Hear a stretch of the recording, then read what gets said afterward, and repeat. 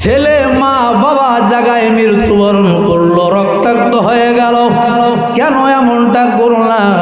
আবুজ বলে একটা প্রশ্নের মালিক, মাঝে মধ্যে তুমি জমিনের মধ্যে ভূমিকম্প লাগাইয়া, শখের বিল্ডিং এর মধ্যে ফাটল লাগাইয়া দিলে কেন? তুমি মাঝে মধ্যে ভূমিকম্প লাগাইয়া ছাদের রেলিং খুলিয়া ছেলে মা বাবা জায়গায় মৃত্যুবরণ করলো, রক্তাক্ত হয়ে গেল, কেন এমনটা করলা? তুমি তো জমিনের স্থিরতা দান করেছো, আবার জমিনের মধ্যে ভূমিকম্প, জমিনের মধ্যে কেন কম্পন দাও? এমন একটা অবুঝ মনে প্রশ্ন আসে কি আসে না? আল্লাহ যেখানে বলে জমিন তোদের জন্য, জমিনের নিরাপত্তা স্থিরতা আমি আল্লাহ দিয়েছি, আবার সেই আল্লাহ জমিনটারে কাঁপায়া দেয়, কারণটা কি? একটু সাংঘর্ষিক বিপরীত হয়ে গেল। আমার আল্লাহ তাআলা তার জবাব দেন 25 নম্বর পারা 3 নম্বর পৃষ্ঠার শেষ অংশে সূরাতুশ শূরা আয়াত নম্বর 30। আমার আল্লাহ তাআলা বলেন, হে দুনিয়ার মানুষ, জমিন কেন একটু নাড়া দিই, জমিন কেন হেলাধুলা করে, কম্পন কেন হয়, ভূমিকম্প কেন হয় জানো? তার জবাব কোরআনে আল্লাহ তাআলা দিলেন, ওয়ামা আসাবাকুম মিন মুসিবাতিন ফাবিমা কাসাবাত আইদিকুম ওয়া ইয়াফু আন কাসীর। আল্লাহ তাআলা সূরাতুশ শূরার 30 নম্বর আয়াতে বলেন, ওয়ামা আসাবাকুম মিন মুসিবা, তোমাদের উপরে যত মুসিবত আসে, যত বালা মুসিবত আসে, ফিতনা ফাসাদ আসে, অশান্তি আসে, এসব কিছু হলো তোমাদের 2 হাতের উপার্জন করা কামাই। কথা বলেন ঠিক কি? জবাব আল্লাহ তার স্পষ্ট ক্লিয়ার করে দিলেন। অন্য জায়গায় আল্লাহ বলেন, যহারাল ফাসাদু ফিল বাররি ওয়াল বাহরি বিমা কাসাবাত আইদিন নাস, জমিন জলে স্থলে যত বিপর্যয় ঘটে, যত অশান্তি হয়, সব অশান্তির মূলে হলো মানুষ। এরা মানুষ তোমার জন্য জমিনে অশান্তির নতুন নতুন রোগ, তোমার জন্য আসমানের আযাব গজব, জমিনের আযাব গজব। সূরা ইউনূসের মধ্যে আমার আল্লাহ তাআলা জানায়া দেয়, আমার আল্লাহ তাআলা বলেন, আমি আল্লাহ তাআলা কোনো মানুষের উপরে বিন্দু পরিমাণ জুলুম করি না। ইন্নাল্লাহা লা ইয়াজলিমুন নাসা শাইআ ওয়ালাকিন্নান নাসা আনফুসাহুম ইয়াজলিমুন। আমার আল্লাহ বলেন, কোনো মানুষের উপর আমি আল্লাহ জুলুম করি না। জুলুম করা আমি আল্লাহর উপরে হারাম, দুনিয়ার সব মানুষের উপরেও হারাম করে দিলাম। জুলুম করা আমি রবের দ্বারা শোভাও পাই না। ওয়ালাকিন্নান নাসা আনফুসাহুম ইয়াজলিমুন, বরং মানুষ নিজের কারণে নিজের উপরে জুলুম কইরা বিপদ ডেকে আনে। কথা বলেন ঠিক কি? আল্লাহ তাআলা বলেন, এই জমিন আমি পবিত্র জমিন তোমাদের উপহার দিয়েছিলাম। কি জমিন? পবিত্র জমিন, পাক জমিন আমি আল্লাহ উপহার দিলাম তোমাদের, কিন্তু এই জমিনটাতে তোমরা নাপাক বানাইছো। হাতের মধ্যে নাপাকি থাকলে পানি দিয়ে ধৌত করা লাগে কিনা বলেন? নাপাকি পানির দ্বারা যদি না উঠে গাঢ় নাপাকি হইলে হাত সাবান হ্যান্ড ওয়াশ ব্যবহার করি। কথা বলেন না কেন? আমার আল্লাহ বলেন, জমিনের মধ্যে যখন নাপাকি লেগে যায়, তোমরা নাপাক করে ফেলেছো জমিনটা, তখন জমিনের মধ্যে একটা আযাব গজব দিয়ে জমিনের নাপাক গুলো ধুই ক্লিয়ার করে ফেলে। জমিন দিলাম পাক পবিত্র জমিন, ফ্রেশ জমিন দিলাম। এই জমিনের মধ্যে মদের বোতল হাতের মধ্যে নিয়ে মাতলামি করছো, মদ পান কইরা বাহাদুরি দেখাইছো, জমিনের মধ্যে নাপাক বানাইছো। জিনা ব্যভিচার কইরা জমিনের মধ্যে হাঁটাহাঁটি করেছো, জমিনটারে নাপাক বানাইছো। হারাম খাইতে মধ্যে নিষেধ করলাম, হারাম খাইয়া জমিনটার নাপাক বানাইছো। এই জমিনের মধ্যে নিরপরাধ মানুষরা হত্যা করিয়া গুম খুন করিয়া জমিনটারে কলুষিত করছো। এই জমিনের মধ্যে কম্বল হয় একমাত্র তোদের ওই হাতের অর্জন কামাই। জোরে বলেন ঠিক কিনা? বিপদে পইরা আল্লাহরে দোষ দিবা না, আল্লাহরে কোনো দোষ দিব না। সব বিপদ আপদের কারণ হইল আমরা মানুষ। আল্লাহ বলে জমিনের মধ্যে যত মহামারী হয় এর জন্য দায়ী তুই মানুষ। জমিনের মধ্যে আযাব গজব হয় এর জন্য দায়ী একমাত্র মানুষ। এই জমিনের মধ্যে যত নতুন নতুন বিপদ আপদ আসে, আসমান ও জমিনের যত আযাব গজব আসে, এর জন্য সব কিছুর জন্য দায়ী তুই মানুষ। আমি আল্লাহ তাআলা কত বড় রহমতের মালিক, দয়ার মালিক, কতটা দয়া মায়া করে তোরে বানাইছি। দয়া মায়া করে তোরে বানাইয়া আবার তোর উপরে আযাব চাপাইয়া দিব না, না, এটা আমি রব্বুল কারীমের সিফাত হতে পারে না। ঠিক না বলো? নারে তাকবীর। আলম নাজআলিল আরদা মিহাদা ওয়াল জিবালা আওতাদা। আল্লাহ তাআলা বলেন, গোলাম ও বান্দা, আমি আল্লাহ তাআলা তোমাদের জন্য জমিন বানাইলাম। এই জমিনে বসবাসের উপযোগী করলাম। জমিন হেলতে দুলতে থাকে, জমিনকে স্থির করার জন্য আমি আল্লাহ তাআলা পেরাক লাগাইয়া দিলাম। ওয়াল জিবালা আওতাদা। এই জমিনের মধ্যে বিশাল বড় বড় পাহাড় তোমরা দেখো। এই বিশাল বড় বড় পাহাড়গুলো আমি আল্লাহ তাআলা অনর্থক বানাই নাই। এই পাহাড়গুলো জমিনের অতল গভীর,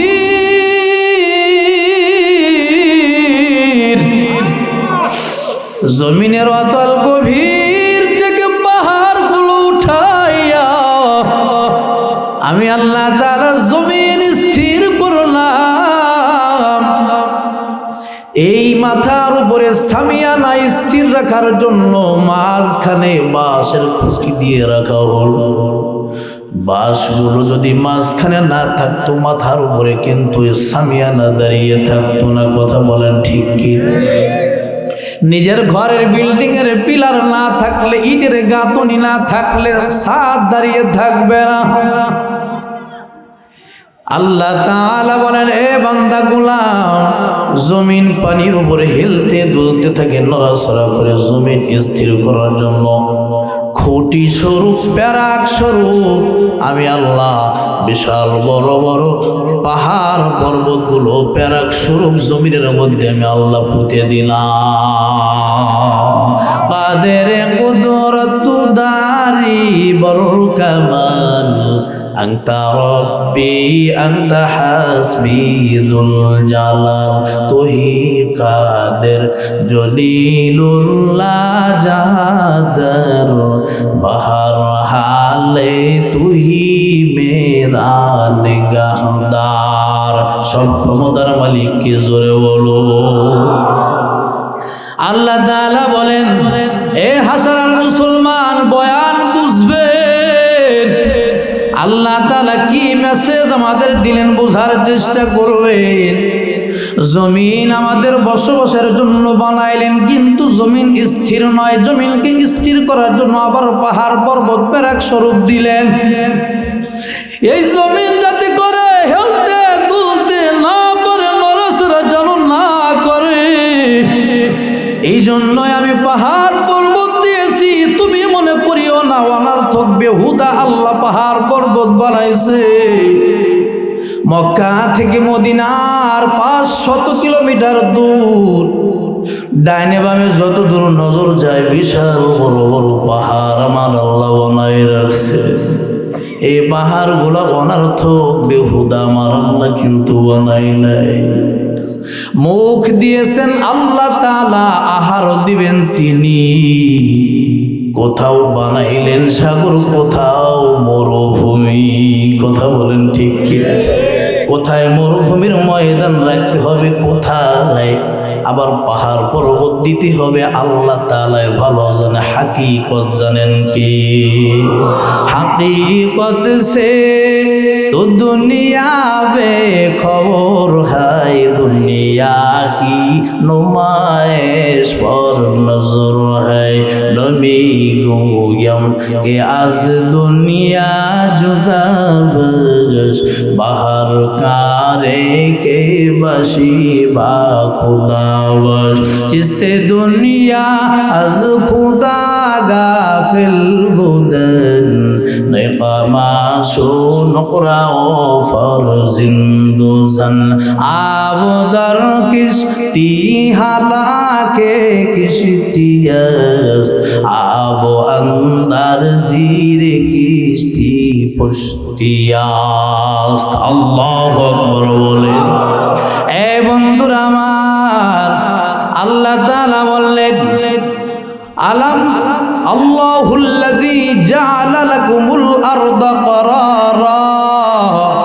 এ বান্দা, তোমাদের জন্য জমিন আমি আল্লাহ স্থির করলাম, বসবাসের উপযোগী বানাইলাম। এই জমিন যখন স্থির করিয়া বসবাসের উপযোগী বানাইলাম, জমিনের মধ্যে রাস্তা বানাইয়া তুমি গাড়ি চালাও, তোমারও কোনো ভয় নাই। জমিনের মধ্যে তোমার মনের মতো বিল্ডিং উঠাইলা, কোনো ভয় নাই। আরামসে তুমি ঘুমাইবা, তোমার কোনো টেনশন নাই, দুশ্চিন্তা নাই। মাথার উপরে বিনা খুঁটিতে আসমান চড়ায় রাখছি জানো। ওয়াজআলনা সামাআ সাকফান মাহফুজা। আমার আল্লাহ বলেন, মাথার উপরে যে আসমান ঝুলায় রাখছি, ওই আসমান ভেঙে পড়ার ভয় থাকলে জমিনে কেউ বসবাস করতে পারতো না। আমি আল্লাহ তাআলা বিনা খুঁটিতে সংরক্ষণ করেছি ঝুলন্ত এই বিশাল আসমান। আল্লাহু আকবার। এটাও বান্দা তোমার জন্যই। এখন অবুঝ মনে প্রশ্ন জাগে, ও আল্লাহ, আমাদের জন্যই জমিন বানাইলা, জমিন নড়াচড়া করে হেলতে তুলতে থাকে, স্থির করার জন্য পাহাড় পর্বত দিলাম, কিন্তু অবুঝ বলে একটা প্রশ্নের মালিক, মাঝে মধ্যে তুমি জমিনের মধ্যে ভূমিকম্প লাগাইয়া, শখের বিল্ডিং এর মধ্যে ফাটল লাগাইয়া দিলে কেন? তুমি মাঝে মধ্যে ভূমিকম্প লাগাইয়া ছাদের রেলিং খুলিয়া ছেলে মা বাবা জায়গায় মৃত্যুবরণ করলো, রক্তাক্ত হয়ে গেল, কেন এমনটা করলা? তুমি তো জমিনের স্থিরতা দান করেছো, আবার জমিনের মধ্যে ভূমিকম্প, জমিনের মধ্যে কেন কম্পন দাও? এমন একটা অবুঝ মনে প্রশ্ন আসে কি আসে না?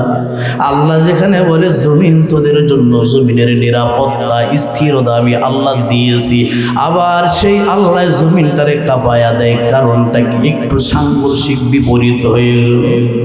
আমার আল্লাহ তাআলা তার জবাব দেন 25 নম্বর পারা 3 নম্বর পৃষ্ঠার শেষ অংশে সূরাতুশ শূরা আয়াত নম্বর 30।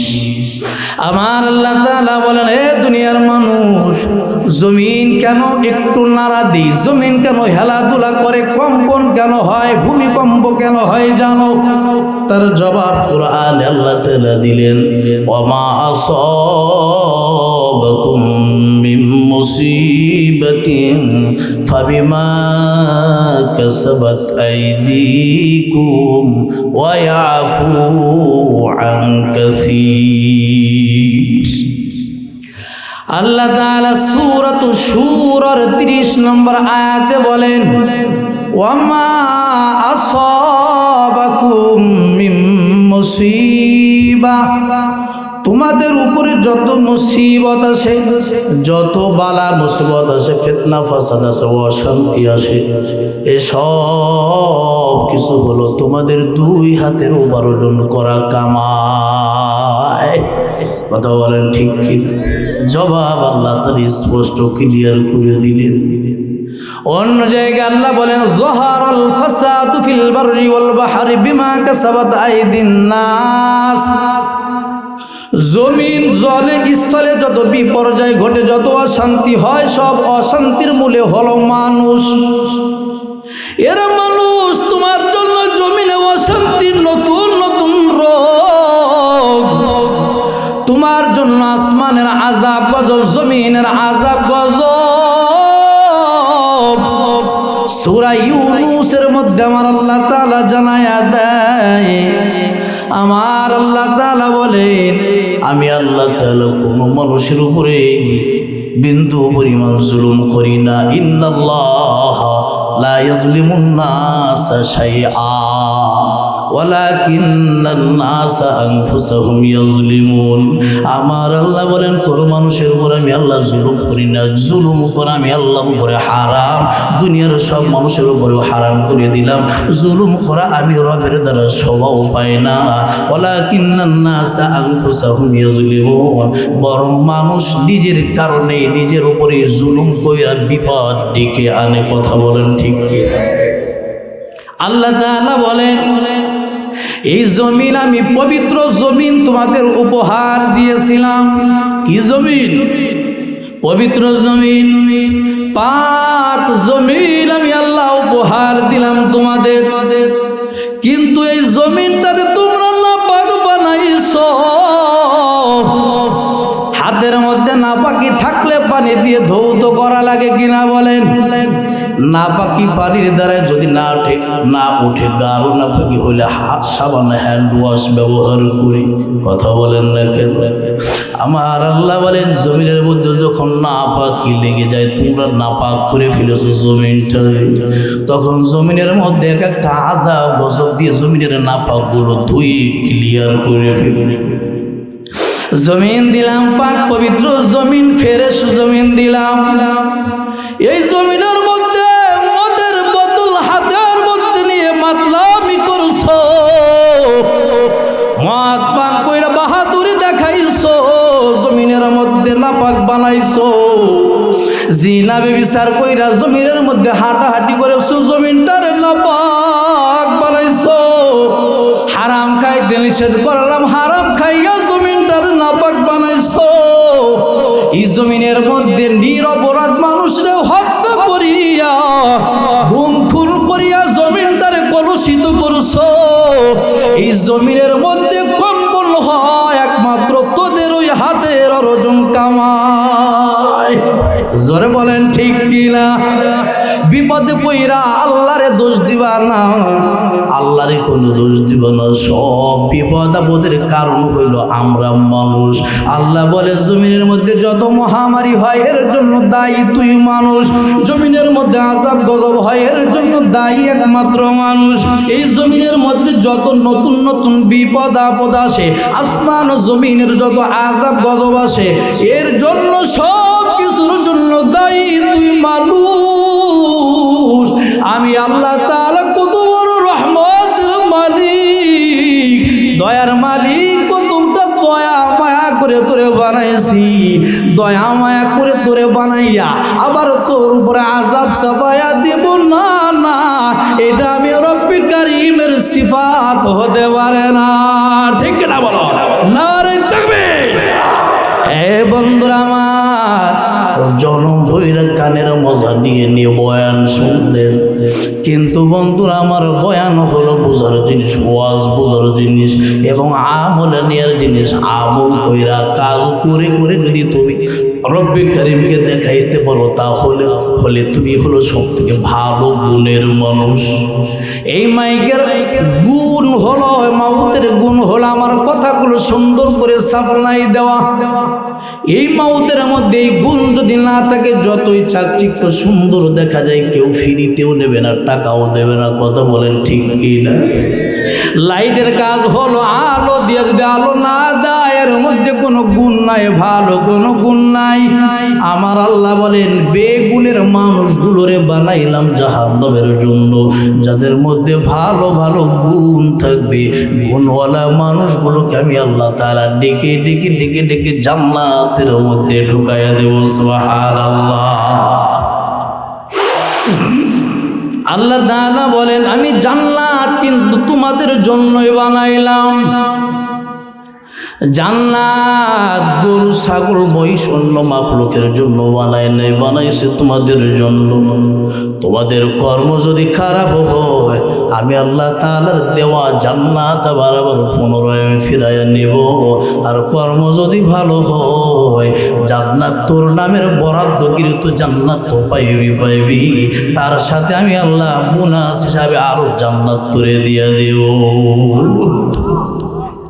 এই দুনিয়ার মধ্যে এখানে উপস্থিত যারা আছে, নিজের মুন্সিগঞ্জের জমিনটাই ভালো করে ঘুরে ফিরে দেখতে পারেন নাই, নিজের জেলাটাই ভালো করে চিনেন না, অনেকে আছে না? আছে। তাহলে প্রশ্ন হয়, একেবারে নিম্ন শ্রেণীর মুমিন ইমানদার তাকে আমার আল্লাহ এই দুনিয়ার 10 দুনিয়ার জান্নাত দিবে, এত বড় বিশাল জান্নাত দিয়ে আমি কি করব? আমার দরকার নাই। আমার আল্লাহ বলে রে গোলাম, এই দুনিয়ার 10 দুনিয়ার জান্নাতের মালিক তোরে বানাইব।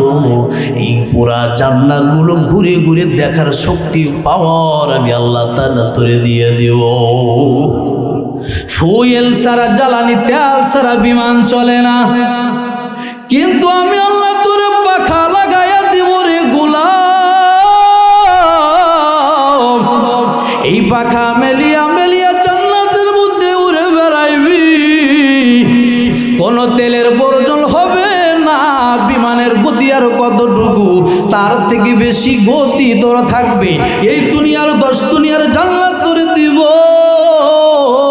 আজ দুনিয়ায় তোর মন চায় আমি যদি শূন্য আকাশে উড়ে, কতই না মজা, কি এক স্বর্গীয় অনুভূতি হইতো। কিন্তু আমার আল্লাহ বলে বিশাল জান্নাত, সেই জান্নাতটা আমি আল্লাহ নিজে হাতে সুসজ্জিত করেছি। সুবহানাল্লাহ। জান্নাত চির সুখেরি ঘর, জান্নাত চির সুখেরি ঘর, যদি জানতে ওগো তুমি মায়া ঘেরা রঙিন পৃথিবী, লয়তো সুখের খনি।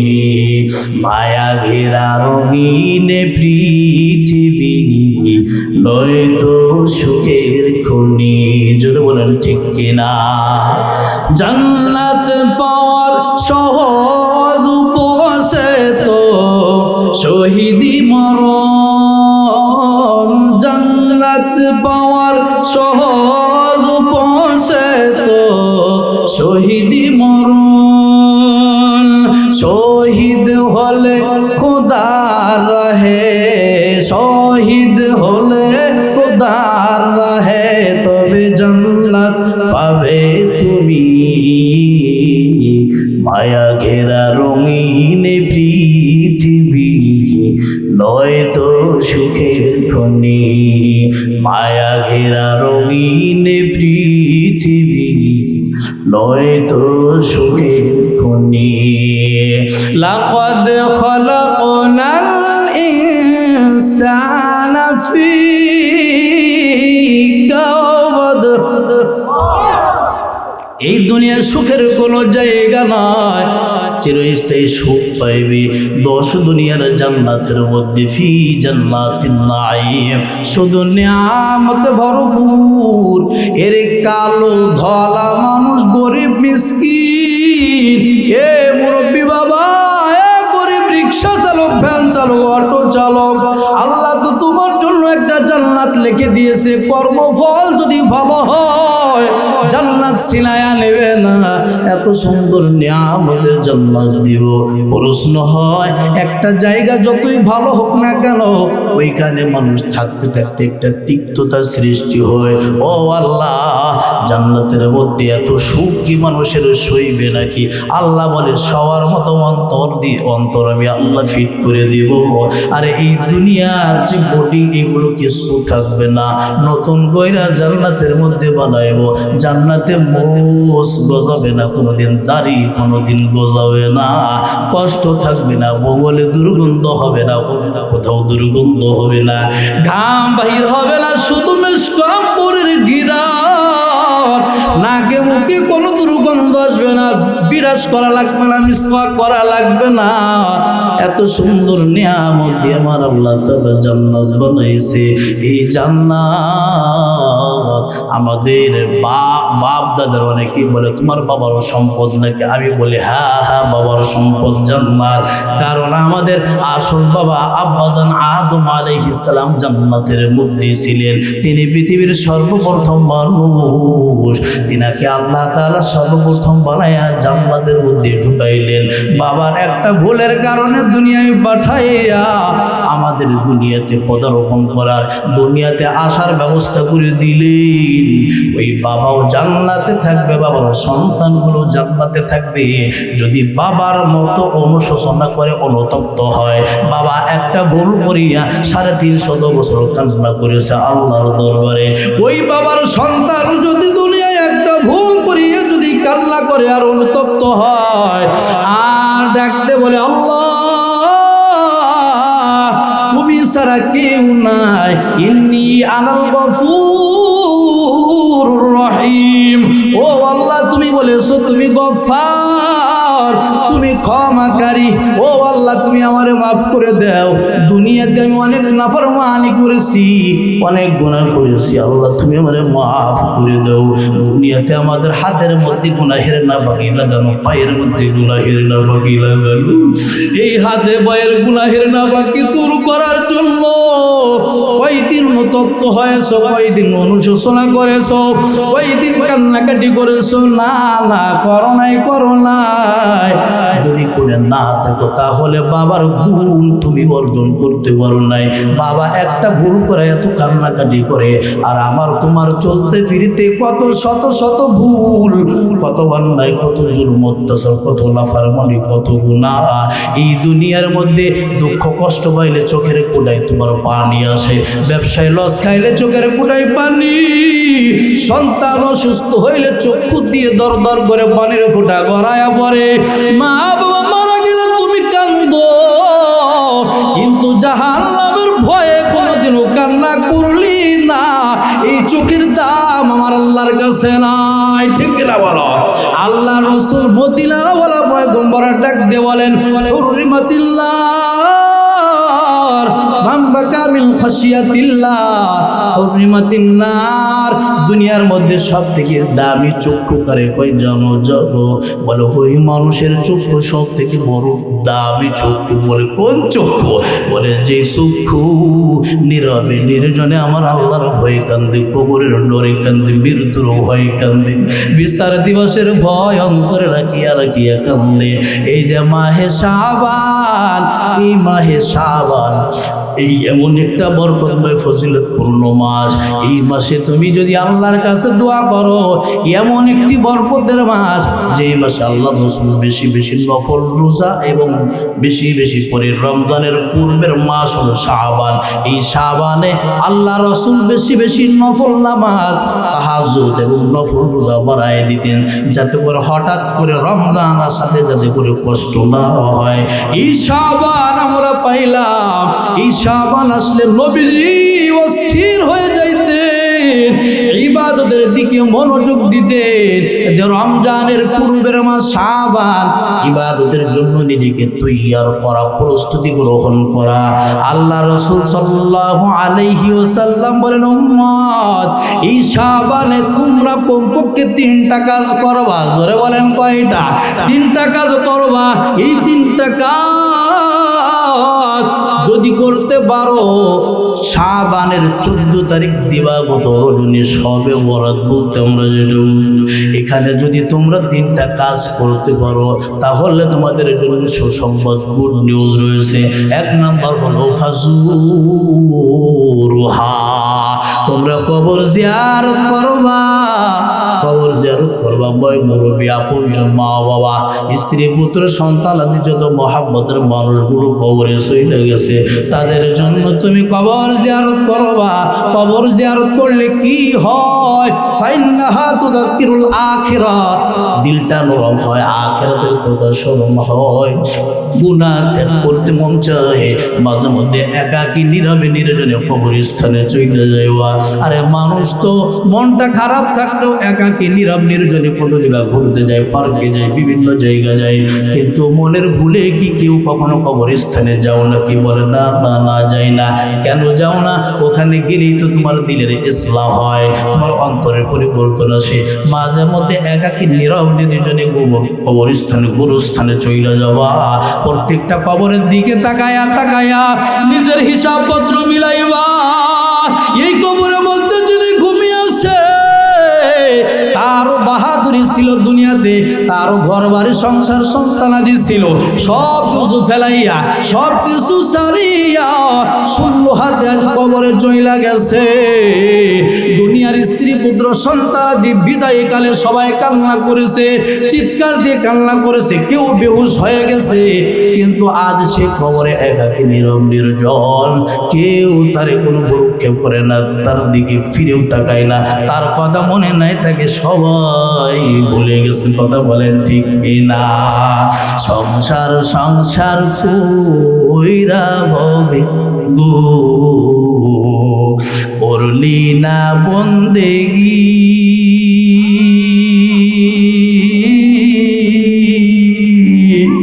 কেমনে থাকবি কবরে রে মন, কিভাবে কাটাবি কবরের জিন্দেগি। কথা বলেন ঠিক কিনা? আজ দুনিয়ার মধ্যে সংসারের ব্যস্ততা দেখাইয়া দেখাইয়া আল্লাহকে ভুলিয়া গেলে, নামাজ রোজা ছেড়ে দিলে, দুনিয়ার সাংসারিক ব্যস্ততা দেখাইয়া আল্লাহর স্বরূপ থেকে গাফেল। আমার আল্লাহ বলবে, হাসরে মহাশরে ডাকতে বলবে, এ বান্দা আয় আয় আয় আয়। আমি আল্লাহ তাআলা মুমিন যারা ঈমানদার, ঈমান নিয়ে দুনিয়ার থেকে নেক আমল নিয়ে কবরে আসছো, হাসরে ময়দানে দাঁড়াইছো, আয় আয় আমি আল্লাহর দিকে দৌড়াইয়া আয়, আমি আল্লাহ তাআলা রহমতের কোলে তুলে নেব। তবে কিছু কিছু বান্দাকে আল্লাহ তাআলা আবার দূর দূর দূর দূর করে তাড়াইয়া দিবে, ফিরাইয়া দিবে। বলে কেন? ও আল্লাহ, তুমি কেন ফিরাইয়া দাও? আল্লাহ তাআলা ডাকতে বলেন, হে বান্দা, ওয়াকাযালিকাল ইয়াউমা তুনসা, দুনিয়াতে তুমি আমি আল্লাহকে ভুলে গিয়েছিলে, দুনিয়ার ব্যস্ততা দেখাইয়া নামাজের কোনো গুরুত্ব নাই, রোজার ধার নাই, তারাবির সালাত নিয়ে কত বিতর্ক, তারাবির সালাত ঠিক মতো করলি না, দুনিয়াতে বিতর্ক সৃষ্টি করিয়া আমি আল্লাহকে যেমন ভুলিয়া গেলাম, আমি আল্লাহ তাআলাও তোকে ভুলে গেলাম। আমার আল্লাহ ওই দিন যারে ভুলিয়া যাইবে, বলো বলো তার কোনো মুক্তির উপায় আছে নাকি? বলো। আল্লাহ যদি ভুলে যায়, আল্লাহ যদি বান্দার দিকে না তাকায়, কি উপায় হবে? কোন মানুষের, কোন নবী রাসূলের, ফেরেশতার কোন ক্ষমতা আছে তাকে সুপারিশ করার? কথা বলেন না কেন?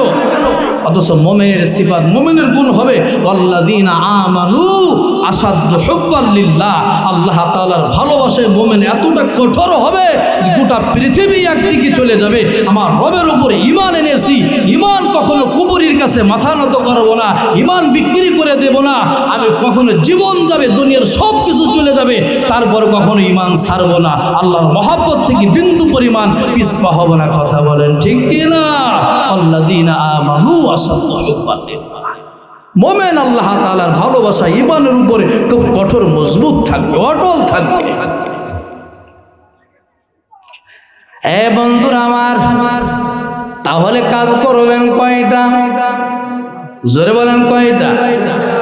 এক নাম্বার হলো নিজের মনটাকে যদি শিথিল রাখতে চান, নরম রাখতে চান, গুনাহ মুক্ত রাখতে চান, তাহলে মাঝে মধ্যে কবর জিয়ারতে যাইবা, মাঝে মধ্যে কবরস্থানে যাইবা, আর নিজের মনটারে বোঝাইবা।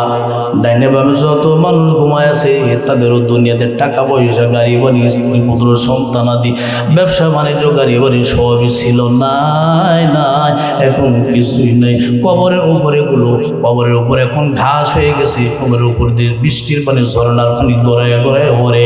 এই সন্তানের বিল্ডিং এর পানি গড়াইয়া বাবার কবরের মধ্যে চলে যায়। তারপরেও সন্তানের একটু মনে থাকে না, স্মরণ থাকে না যে বাবার জন্য কিছু করতে হবে। সন্তানের কোনো হুঁশ থাকে না, খেয়াল থাকে না। অথচ কবি বলেন, তো তাওয়াঙ্গার গাছটাই আজমালে মা ইজামা গাফিল সুদ্দি আজহাদে মা। সন্তানগুলো সন্তান আদিকে ডাক দিয়ে, মা বাবা কবর থেকে ডাক দিয়ে বলে, রে সন্তান, আমার রেখে আসা জমিনের উপরেই তো তুমি চাষাবাদ করো, আমার রেখে আসা বিল্ডিং এ তুমি ঘুমাও, আমার রেখে আসা সব কিছু তোমার দখলে, কিন্তু আমাদেরকে কেমন করে ভুলিয়ে গেলি। একটা বারের জন্য আমাদের জন্য দোয়া করতে কি তোর মন চাই না? একটা বারের জন্য ইসালে সব করতে কি তোর মন চাই না?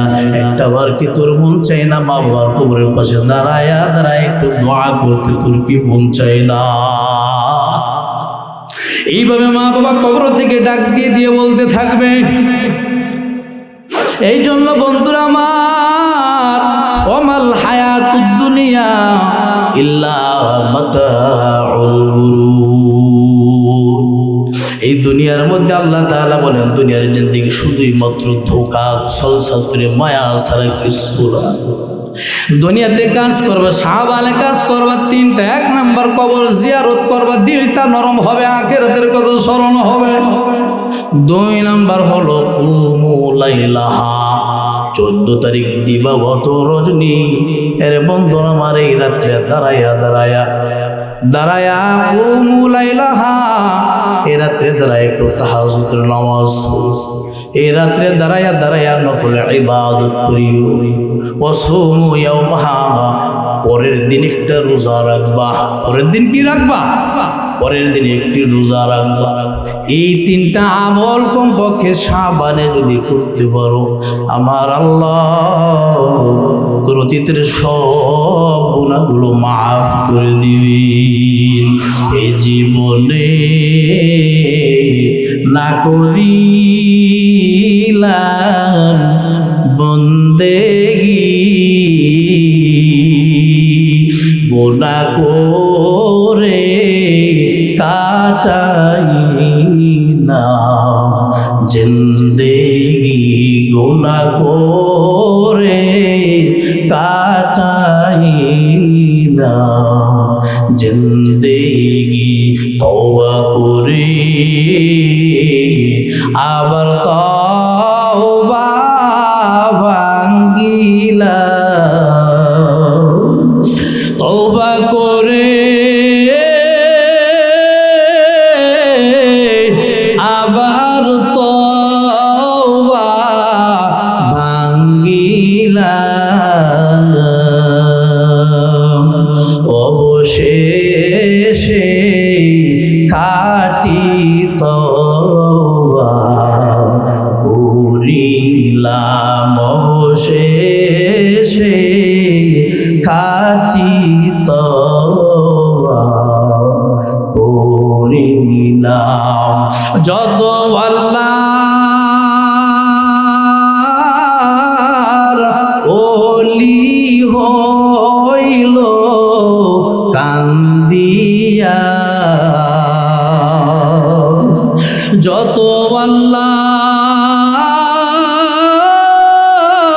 আল্লাহর ওলি হইল কান্দিয়া, গুনাহগার হইল গুনাহ করিয়া, গুনাহগার হইল গুনাহ করিয়া। চিৎকার দিয়ে বলেন ঠিক কিনা? এই দুনিয়ার মধ্যে আল্লাহ তাআলার প্রিয় উপায় লক্ষণ হলো বেশি বেশি আল্লাহর দরবারে কান্না করা। এই পৃথিবীর মধ্যে আল্লাহ তাআলার কাছে সবথেকে প্রিয় জিনিস হলো বান্দার চোখের পানি। আরে চোখের গোটায় পানি দেখলে এক মাখলুক আর এক মাখলুকের প্রতি দয়া করে, মায়া লাগে। তাহলে বলো মায়ার মালিক বান্দার চোখে যদি পানি দেখে তার কত মায়া লাগে। বান্দা চোখের পানি ছেড়ে দিয়ে যদি আল্লাহর কাছে কান্নাকাটি করে, ওর দুনিয়ার বিপদ আল্লাহ চাহেন তো লাঘব করতেও পারে, নাও পারে, কিন্তু চোখের পানিটুকু আমার আল্লাহ হেফাজতে রাখবেন, জাহান্নামের মধ্যে ছিটায়া দিবেন, লাফায়া লাফায়া চইলা যাবে। এ মুমিন কান্নাওয়ালা চক্ষু, জাহান্নাম লাফায়া লাফায়া তোমার দিকে আসবে না। এই চোখের পানির এত দাম আমার আল্লাহর দরবারে। हम सब मुसाफिर दिल ना लगा, अहले दिल की नजर से रुह करता जा। हम सब मुसाफिर दिल ना लगा, अहले दिल की नजर से रुह करता जा। शाह दौलत सब फकीर गार लेकिन शाह दौलत सब फकीर गार लेकिन जिंदगी में बंदगी तू करना है, जिंदगी में बंदगी तू करना है, जिंदगी में बंदगी शर्मिंदा है, जिंदगी में बंदगी शर्मिंदा है। आए थे हम कुछ न कुछ को खरीदने को, जैसे हो रोशन मेरे कल्ब रोहा। आए थे हम कुछ न कुछ खरीदने को, जैसे हो रोशन मेरे कल्ब रोहा। वरना कोई चारा दो जहां में नहीं, वरना कोई चारा दो जहां में नहीं। जिंदगी में बंदगी तू करना है, जिंदगी में बंदगी तू करना है, जिंदगी में बंदगी शर्मिंदा हो, जिंदगी में बंदगी शर्मिंदा है। दुनिया में हो दुनिया का तलबगार ना हो, बाजार से गुजरे हो खरीदार ना हो। दुनिया में हो दुनिया का तलबगार ना हो, बाजार से गुजरे हो खरीदार ना हो। दुनिया के मिसले कागज फूल है, दुनिया के मिसले कागज फूल है। जिंदगी में बंदगी तू करना है, जिंदगी में बंदगी शर्मिंदा है, जिंदगी में बंदगी शर्मिंदा है। চিৎকার দিয়ে বলেন মারহাবা। যেই জিন্দেগিতে কোনো বন্দেগি নাই, যেই জিন্দেগিতে কোনো বন্দেগি নাই, এই জিন্দেগি নিয়ে রব্বে কারিমের সামনে দাঁড়াইলে লজ্জায় মাথা নত হয়ে যাবে। ইদিল মুজরিমুনা নাকিসু রুউসিহিম ইনদা রাব্বিহিম। আল্লাহ তাআলা সূরা সাজদা 21 নম্বর পড়ার 15 নম্বর পৃষ্ঠার 3 নম্বর 2 নম্বর লাইন আয়াত নম্বর 12 আল্লাহ তাআলা বলেন ইদিল মুজরিমুনা নাকিসু রুউসিহিম ইনদা রাব্বিহিম। যে ব্যক্তি দুনিয়ায় কোনো জিন্দেগিতে কোনো বন্দেগি ছিল না, নেক আমল ছিল না, ভালো কোনো কাজ ছিল না, এই মানুষটা আল্লাহর সামনে যখন দাঁড়াবে শর্মিন্দা হবে, লজ্জিত হবে। লজ্জায় কতটা লজ্জিত হবে, লজ্জায় একেবারে মাথা নিচু হয়ে যাবে, মাথা আর উঁচু করে দাঁড়াইতে পারবে না। এমন একটা কঠিন ভয়াবহের দিন আসবে। ওয়ালা ইয়াসআলু হামিমুন হামিমা। ওই ভয়াবহের দিন আসার আগেই রে মুমিন দুনিয়ার মধ্যে নেক আমল বাড়াইয়া নেক আমলকে সাথী বানায়া নাও। দুনিয়ার মধ্যে যেই মানুষের নেক আমল বেশি তার মৃত্যুটাও বড় সুন্দর। যার জিন্দেগির আমল সুন্দর তার মৃত্যু সুন্দর, যার মৃত্যু সুন্দর তার কবরের সামানা সুন্দর। যার কবরের সামানা সুন্দর হবে হিসাব নিকাশ সহজ করা হবে, হিসাব নিকাশ যার সহজ করা হবে আমল নামা ডান হাতে দিয়া আমার আল্লাহ বিনা হিসাবে জান্নাতের মেহমান বানায় দিবেন। সুবহানাল্লাহ।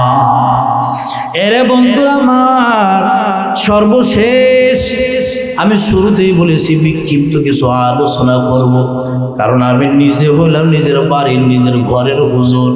ধারাবাহিক লং টাইম নিয়ে বয়ান করার সুযোগ নেই, সময় আমার নাই।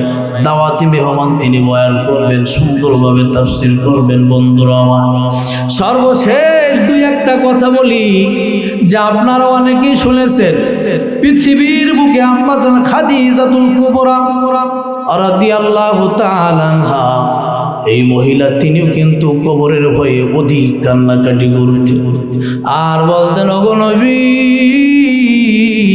ও প্রাণের স্বামী আমার কথা দেন, আমি খাদিজা মারা গেলে আমাকে কবরের নামানোর পর মুনকার নাকির না আসা পর্যন্ত আপনি যাবেন না।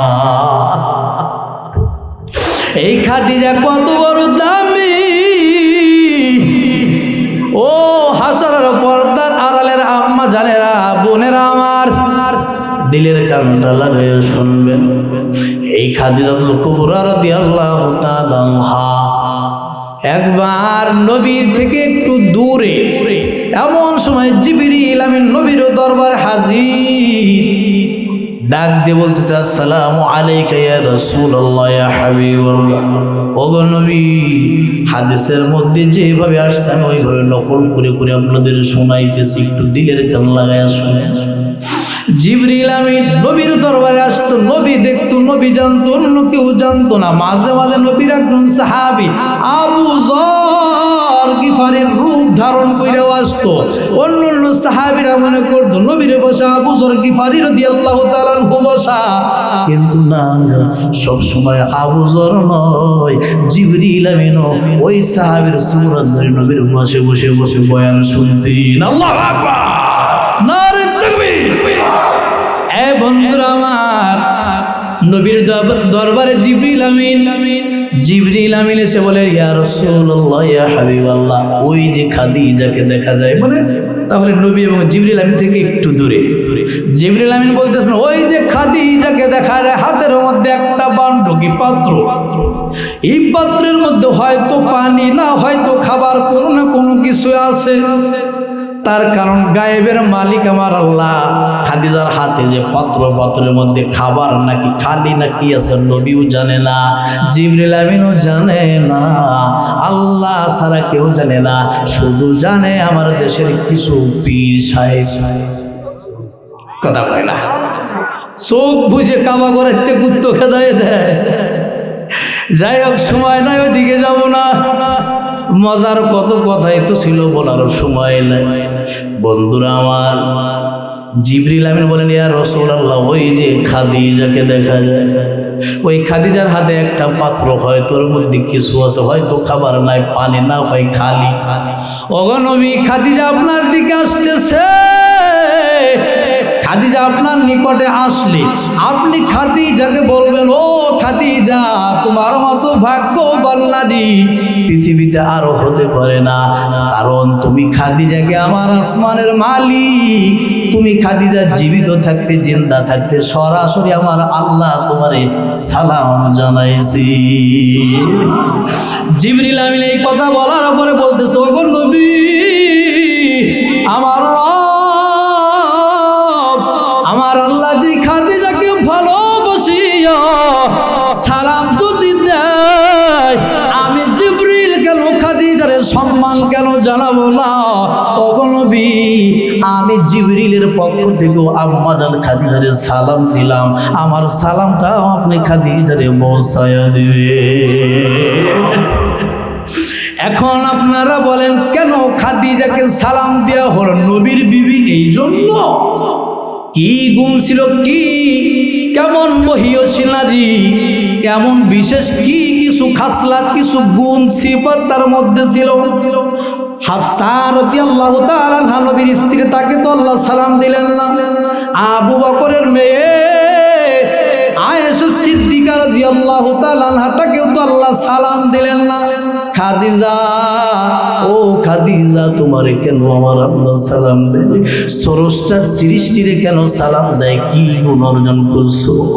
আমার আল্লাহ তাআলা খাদিজারে সালাম দেয় নবীর স্ত্রী এই জন্য না, না, না, মহিলা নারীদের মধ্যে সর্বপ্রথম খাদিজা ইসলাম গ্রহণ করেছে এই জন্য। বলে না, না, না। বলে কিসের জন্য? বলে এই জন্য নবীজিকে সব সময় হামেশা হার হালাতে সব সময়ের জন্য নবীজিকে দিনের কাজে সাহায্য সহযোগিতা করতেন। নবী যখন গারে হিরায় ধ্যান মগ্নে, তখন খাদিজা বলে, নবী গো, আপনার ধ্যান মগ্ন নষ্ট হবে, নাস্তা খাওয়ার জন্য বাসায় আসা লাগবে না, আমি খাদিজা নাস্তা বানাইয়া ওগো নবী, আপনি আল্লাহর প্রেমে মশগুল, আপনি ধ্যান মগ্নে থাকেন, আমি খাদিজা নাস্তাগুলো বানাইয়া ওই পাহাড়গুলো বেয়ে বেয়ে ওগো নবী আপনার নিকটে আমি খাবার পৌঁছায় দিব। আল্লাহু আকবার। ওগো নবী, আপনার কষ্ট করা লাগবে না, শুধু একটা নয়, এমন হাজার খেদমত কষ্ট মেহনত নবীর জন্য করেছে। নবী যখন ওহী নাযিল হয়, নবী ওহীর ওয়েট সহ্য করতে না পারিয়ে বলেন, এই খাদিজারে জামিলুনি জামিলুনি, আমারে কম্বল দিয়ে ঘিরে দাও, মনে হয় আমি ধ্বংস হয়ে যাব। খাদিজা সান্ত্বনা দিয়ে বলেন, নবী, আপনি ধ্বংস হবেন না। স্ত্রী যদি স্বামীকে উৎসাহিত করে সাহস দেয়, তাহলে স্বামী কিন্তু ভেঙে পড়ে না। কথা বলেন ঠিক কিনা? আমার আল্লাহ তাআলা দেখলেন খাদিজা আমার নবীকে এতটা মহব্বত করে, ভালোবাসে, এতটা সাহায্য করে, এই জন্য আল্লাহ তাআলা খাদিজার প্রতি খুশি হইয়া আল্লাহ তাআলা সালাম জানাইলেন। সুবহানাল্লাহ।